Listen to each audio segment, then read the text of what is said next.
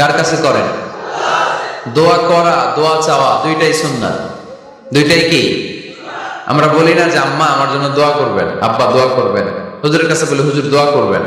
বড় ভাইকে বলি ভাই দোয়ায় আমাকে শামিল রাখবেন। বলি ইউসুফের খিলে আপনারা বলেন না বোধহয়?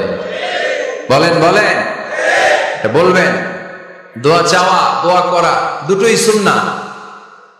দোয়া চাইতে হয়, মুরব্বীদের কাছে দোয়া চাইতে হয়, আব্বা আম্মার কাছে দোয়া চাইতে হয়। আব্বা আম্মার দোয়া আল্লাহ ফিরিয়ে দেয় না।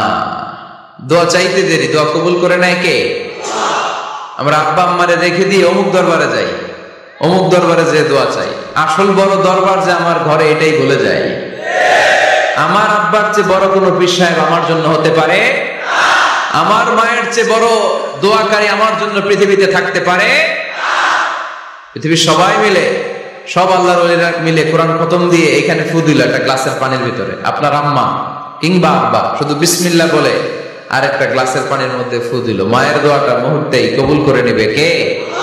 জন্য আব্বা আম্মা থেকে দোয়া নেওয়ার দরকার আছে না নাই? দোয়া চাইবেন, দোয়া চাইবেন। মায়ের মর্যাদা অনেক বেশি, বাবার চেয়ে 3 গুণ বেশি, কমসে কম। কয় গুণ বেশি? মা মা মা, তারপর বাবা। 3 বার মা। কয়বার মা? 1 বার বাবা। তার মানে মাকে ইসলাম দিয়েছে স্বর্ণ পদক, দিয়েছে রৌপ্য পদক, দিয়েছে ব্রোঞ্জ পদক, আর বাবাকে দিয়েছে সান্ত্বনা পুরস্কার। আমরা এটা নিয়েই খুশি, ঠিক কিনা? তাহলে মাকে 3টা পুরস্কার, স্বর্ণ পদক মা, রৌপ্য পদক মা, ব্রোঞ্জ পদক মা, বাবার কাছে কি? সান্ত্বনা পুরস্কার।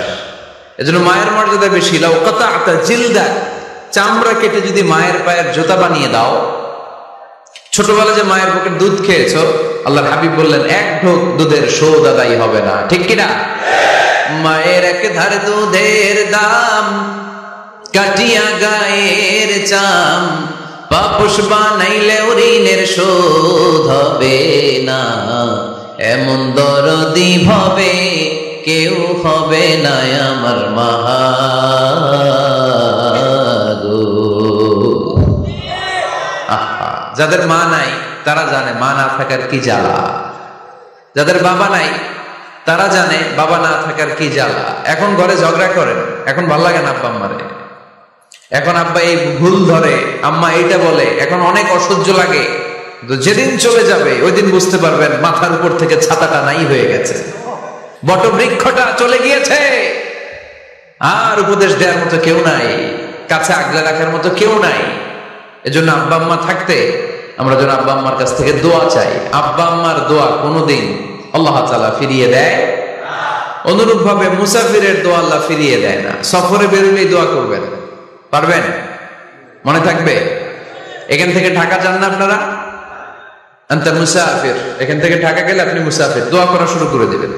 যদি জুলুমের শিকার হন, মাজলুম, ইত্তাকু দাওয়াতাল মাজলুম, আল্লাহর হাবিব সাল্লাল্লাহু আলাইহি ওয়াসাল্লাম বললেন মাজলুমের বদদোয়াকে ভয় করো, কারণ মাজলুমের বদদোয়া আর আল্লাহর আরশের মাঝখানে আল্লাহ কোনো পর্দা রাখে না।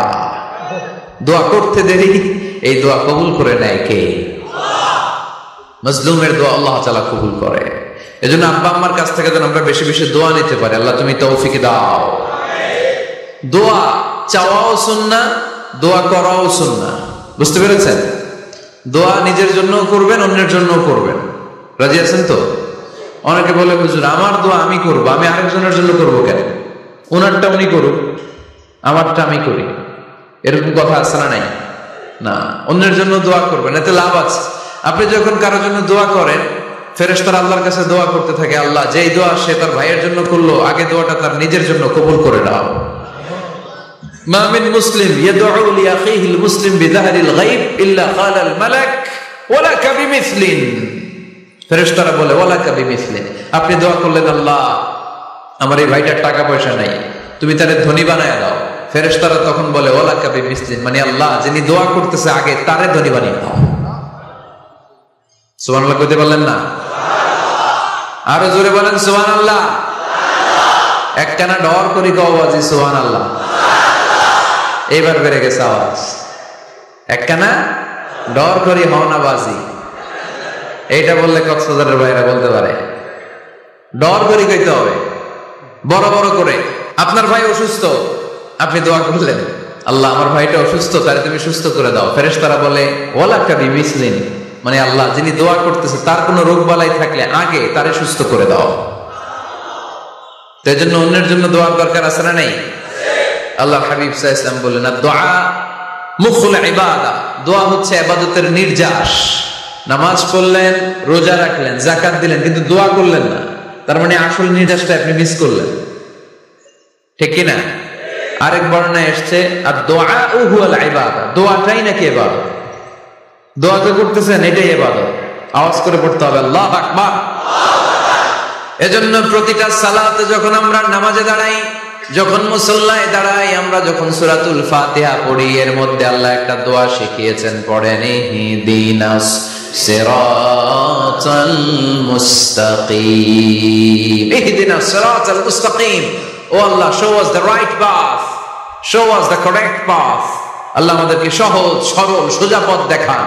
আল্লাহর হাবিব সাল্লাল্লাহু আলাইহি ওয়াসাল্লাম একবার খেজুর গাছের ডাল দিয়ে মরুভূমিতে একটা টান মারলেন, সোজা একটা টান, আর ডানে বায়ে অনেকগুলো দাগ কাটলেন। আল্লাহর হাবিব বললেন, ডানের ছোট ছোট রাস্তাগুলো শয়তানের রাস্তা, ওরা হাতছানি দেয়। আসো নাচের অনুষ্ঠানে আসো, গানের অনুষ্ঠানে আসো, মদের আড্ডা খানায় আসো, জুয়া খেলাতে আসো, ওইদিকে যাওয়া যাবে না। মুমিনের রাস্তাটা সোজা, এটা সিরাতুল মুস্তাকিম। এই রাস্তায় যদি একবার উঠে যান, ডানে বায়ে কোনো মোড় নাই, খালি চলবে, খালি চলবে, ইউটার্ন নাই, কোনো চৌমুহনী নাই। এই রাস্তা শুরু হয়েছে দুনিয়াতে, এই রাস্তার শেষ মাথা ঢুকে গিয়েছে জান্নাতে। এজন্য প্রতিদিন সালাতে আমরা পড়ি, আল্লাহ তুমি আমাদেরকে সরল সঠিক পথ দেখাও। আমরা যদি কোনোদিন রাস্তা হারিয়ে ফেলি, আমাদেরকে রাস্তা দেখায় কে? আমি যদি কোনোদিন পথ ভুলে যাই, হাত ছানি দিয়ে কাছে নিও, মমতার বন্ধনে আমায় বেঁধে সব ভুল ক্ষমা করে দিও। পড়েন আমিন। এজন্য সালাতের মধ্যে দোয়া আছে না নাই? প্রতিদিন আমরা দোয়া করি, দোয়াটা পড়ি, কিন্তু অর্থ বুঝি না। এর চাইতে দামি দোয়া হতে পারে ইহদিনাস সিরাতাল মুস্তাকিম, আল্লাহ সিরাতুল মুস্তাকিমের পথ দেখাও, সোজা পথ। এই জন্য দোয়ার গুরুত্বের কোনো শেষ নাই, এটা অনেক গুরুত্বপূর্ণ। ইটস অ্যান আর্ট, দোয়াটা একটা শিল্প, এটাকে আত্মস্থ করতে জানতে হয়। সব কাজের মধ্যে first class, second class, third class আছে না নাই? কারো দোয়া থার্ড ক্লাস দোয়া, কারোটা সেকেন্ড ক্লাস, কেউ করতে পারে ফার্স্ট ক্লাস দোয়া, ঠিক কিনা? দোয়ার মতো যদি দোয়া করতে পারেন, এটা হচ্ছে ফার্স্ট ক্লাস দোয়া, মুহূর্তে আরশে পৌঁছে যায়।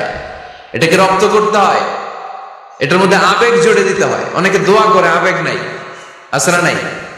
জুমার দিন দেখবেন নামাজ পড়ে ইমাম সাহেব দোয়া করতেছে, অনেক মুসল্লি দোয়া করতেছে, ওদিকে তাকায় আছে, হাত কিনতে যাবে, আর তাকায় আছে জানালার দিকে, ও কি দোয়া করতেছে?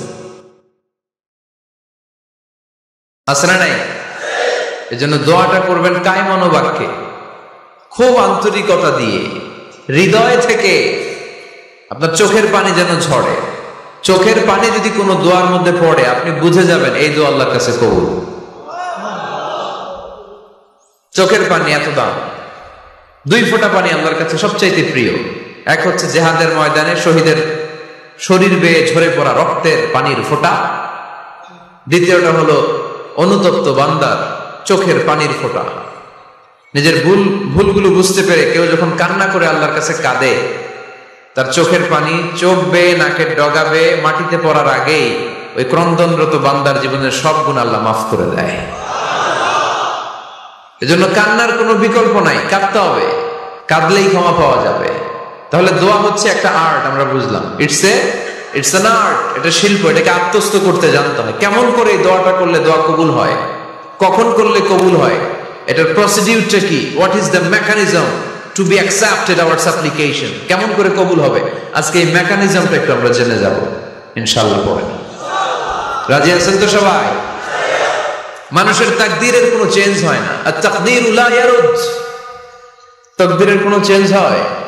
মহাবিশ্ব সৃষ্টি 50,000 বছর আগে আমাদের তাকদীর লিখে রেখেছে কে? আল্লাহ। এই তাকদীরের কোনো চেঞ্জ নাই। এজন্য আমরা বলি খাইরিহি ওয়াল কদর খাইরিহি ওয়া শাররিহি মিনাল্লাহি তাআলা।